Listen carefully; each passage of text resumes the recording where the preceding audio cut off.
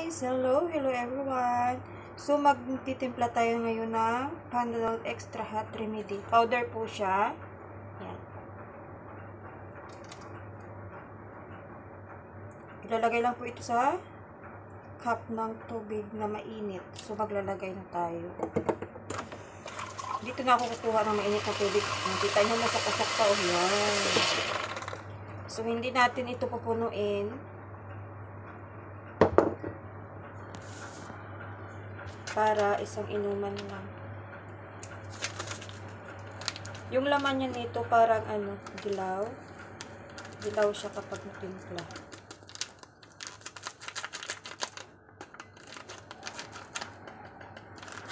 Ito yung iniinom ko noong kahapon at saka isang araw. Kasi ako ubo ng ubo. So haluin lang natin siya ng haluin.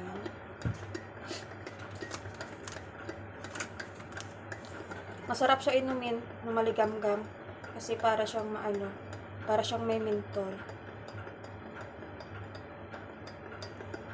So kailangan mo siya inumin ng 4 times a day or sa 4 sachet in 12 hours.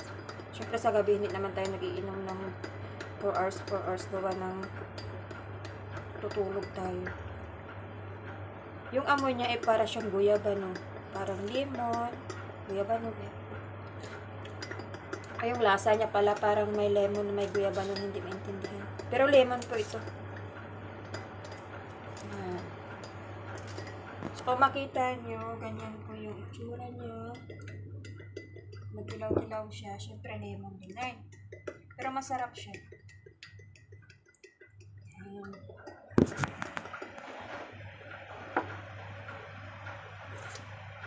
Antayin ko siyang lumamig ng konti. Yung kayang-kaya ko lang siyang iinumin ng isang inuman.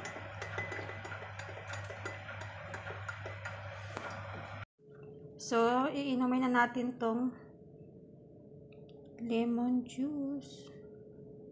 Lemon powder pala. Ewan ko kung anong tawag dito para sa cold and flu. Anak ng tibakla. Ang init na pala. Pero kailangan inom.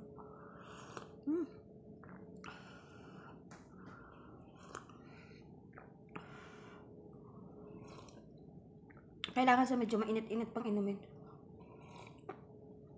1 shot. Ang sarap sa lalamunan.